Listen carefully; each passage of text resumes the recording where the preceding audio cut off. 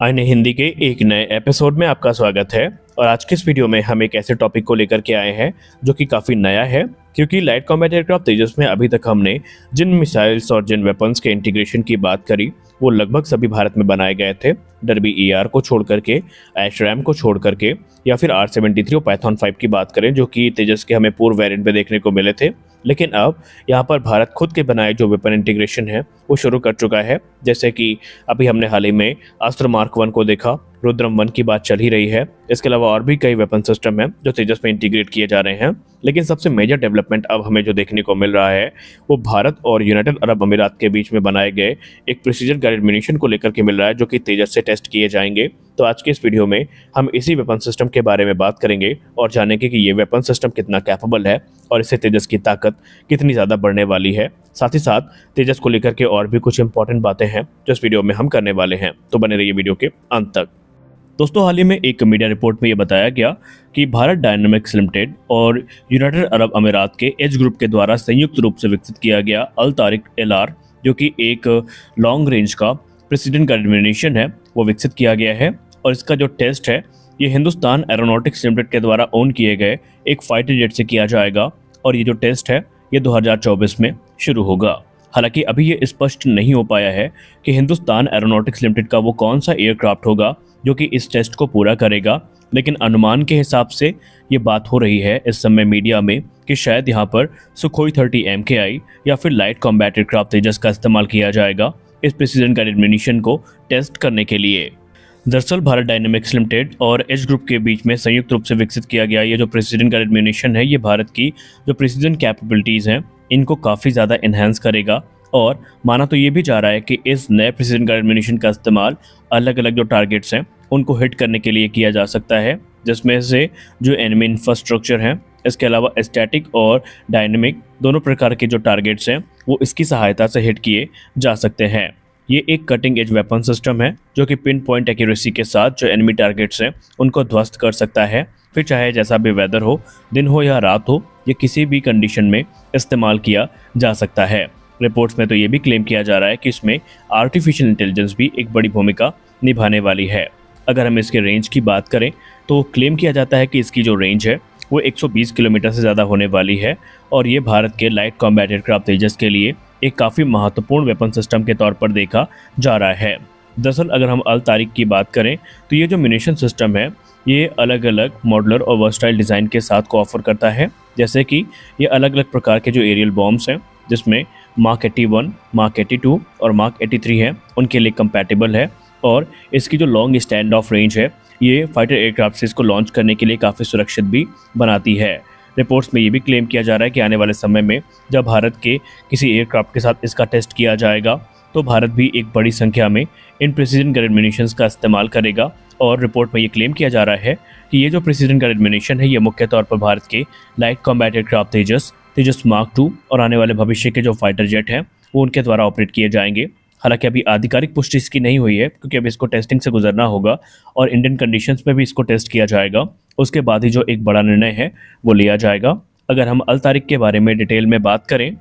अल तारिक के वजन की बात करें तो इसका वजन 310 से लेकर के 366 किलोग्राम तक है और ये एक एडवांस म्यूनिशन सिस्टम है जो कि all weather day and night strike capability के साथ में आता है। ये एक लॉन्ग स्टैंड ऑफ वेपन है जिसकी रेंज 120 किलोमीटर से ज़्यादा की है और ये जो वेपन सिस्टम है ये विंग किट के साथ में आता है जो कि एक इनहेंस सेफ्टी प्रदान करती है। और क्योंकि ये जो प्रिसीजन गाइडेड म्यूनिशन है इसे हर प्रकार के फाइटर एयरक्राफ्ट में इंटीग्रेट किया जा सकता है तो इसको इस्तेमाल करना भी काफ़ी आसान है। इसका जो मॉड्यूलर डिज़ाइन और कॉकपिट फ्यूज प्रोग्रामिंग फ्लेक्सिबिलिटी है वो इसकी ऑपरेशनल फ्लेक्सिबिलिटी को काफ़ी ज़्यादा बढ़ाती है। ये जो वेपन है इसको वायरलेसली प्रोग्राम किया जाता है एयरक्राफ्ट के कॉकपिट से और इसे जो military standard data bus connections हैं उनकी सहायता से इंटीग्रेट भी किया जा सकता है। अल तारिक 180 डिग्री का of axis launch capability offer करता है जो कि एनिमी टारगेट्स को हिट करने के लिए काफ़ी इंप्रेसिव मानी जाती है और मिशन के हिसाब से इसमें जो कॉन्फ़िगरेशन है उनको चेंज भी किया जा सकता है। ये जो वेपन सिस्टम है इसे 40,000 फीट के एल्टीट्यूड से लॉन्च किया जा सकता है और इसकी जो मैक्सिमम स्पीड है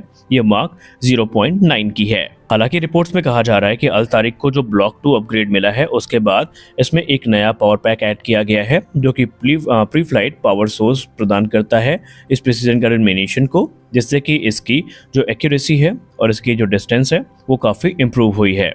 अब अगर हम वॉरहेड्स की बात करें तो जो गाइडेंस किट इसके लिए डिज़ाइन करी गई है उसको मार्क 81 जो कि 250 पाउंड्स, मार्क 82 जो कि 500 पाउंड्स और मार्क 83 जो कि 1000 पाउंड्स के एरियल बॉम्ब है उसमें इंटीग्रेट की जा सकती है। और ये जो newly develop high performance 500 pound का पेनिट्रेशन वॉरहेड है इसे LRPGM में इंटीग्रेट किया जा सकता है और इससे इसकी जो लेथैलिटी है वो काफ़ी ज़्यादा बढ़ जाती है और जो हार्डन टारगेट्स हैं उनको भी ये इजीली डिस्ट्रॉय कर सकता है, जिसमें underground bunkers, bridges, control centres और फोर्टिफाइड जो इंस्टॉलेशंस हैं उनको ये इजीली डिस्ट्रॉय कर सकता है। और इसकी बनाने वाली कंपनी ये दावा करती है कि आने वाले समय में इसमें जो अलग अलग अपग्रेड्स हैं वो दिए जाते रहेंगे और इसके लिए जो कई एडवांस सीकर्स हैं वो भी विकसित किए जा रहे हैं, जिसके बाद इसकी लेथैलिटी को कई गुना ज़्यादा बढ़ा दिया जाएगा। वहीं इसकी रेंज को और ज़्यादा इन्हेंस करने पर इस समय काम चल रहा है। अगर ये सारी चीज़ें वास्तविकता का रूप लेती हैं तो निस्संदेह ये एक काफ़ी कैपेबल प्लेटफॉर्म होने वाला है। हालांकि कंपनी अभी भी ये दावा करती है कि ये अपने कैटेगरी के दूसरे जो प्रिसीजन गाइडेड मिशंस हैं उनसे काफ़ी अलग है और उनसे कहीं ज़्यादा इफेक्टिव भी होगा। ये बॉम्ब कितना खतरनाक है, यह प्रेसिडेंट गाइडेड मिशन कितना खतरनाक है, इस बात का अंदाज़ा आप इसी बात से लगा सकते हैं कि अल तारिक का इस्तेमाल सिर्फ प्रिसीजन स्ट्राइक के लिए नहीं किया जा सकता। कहने का मतलब ये है कि इसका इस्तेमाल सिर्फ जो मिलिट्री इंफ्रास्ट्रक्चर है, कमांड एंड कंट्रोल सेंटर्स हैं और भी दूसरी चीज़ें हैं उनको डिस्ट्रॉय करने के लिए नहीं किया जा सकता, बल्कि ये पूरी की पूरी एक एक्टिव कॉन्वॉय को डिस्ट्रॉय कर सकता है, क्योंकि इसमें एयर बस्ट मोड भी हमें देखने को मिलता है। कहने का मतलब ये है कि मान लीजिए कोई 8 से 10 गाड़ियों का काफिला चल रहा है और सबको टारगेट करना है तो इसे जो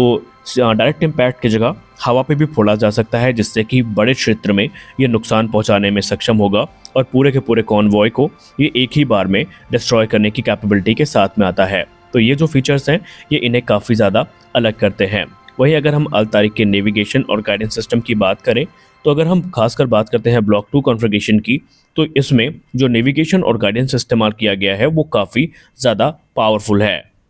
अल तारिक ब्लॉक 2 की बात करें तो इसे latest global navigation satellite system यानी GNSS से इक्विप किया गया है। वहीं इसमें एडवांस GPS भी इस्तेमाल किया गया है जो कि एंटी जैमिंग कैपेबिलिटी के साथ में आता है, जो कि हर प्रकार के जैमिंग अटैक को अवॉइड कर सकता है। इस वेपन को टारगेट तक गाइड करने के लिए GNSS के साथ एक ऑप्शनल इमेजिंग इंफ्रारेड सीकर यानी IIR सीकर जो है वो भी दिया गया है, या फिर इसे जो सेमी एक्टिव लेजर सीकर है उससे भी इक्विप किया जा सकता है, जो कि complete automatic target recognition capability के साथ में आते हैं। यानी ये टारगेट को रिकॉग्नाइज करके वहां तक पहुंचते हैं और उसको हिट करते हैं। अल तारिक को लेकर के ये क्लेम किया जाता है कि इसका जो CEP है यानी सर्कुलर एरर प्रोबेबल वो तकरीबन 10 मीटर से भी कम है। वहीं ऑप्शनल इमेजिंग इंफ्रारेड या फिर सेल यानी सेमी एक्टिव लेजर के साथ इसका जो CEP है वो 3 मीटर से भी कम का है। ये जो गाइडेड मिशन है ये अलग अलग प्रकार से अटैक करने में सक्षम है, अलग एंगल्स में और अलग डायरेक्शन में ये अटैक कर सकता है,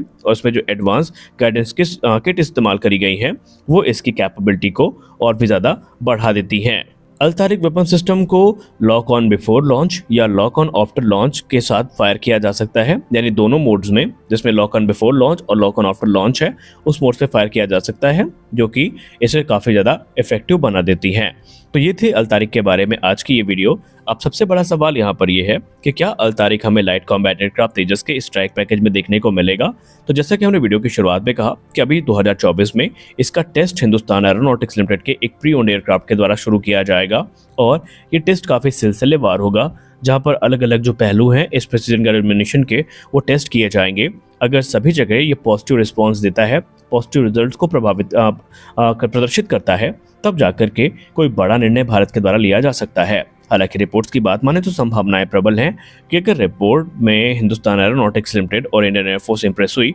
तो ये हमें आने वाले समय में तेजस के स्ट्राइक पैकेज का हिस्सा बनता दिख भी सकता है। तो आज के इस वीडियो में बस इतना ही, मिलते हैं अगले वीडियो में, तब तक के लिए जय हिंद।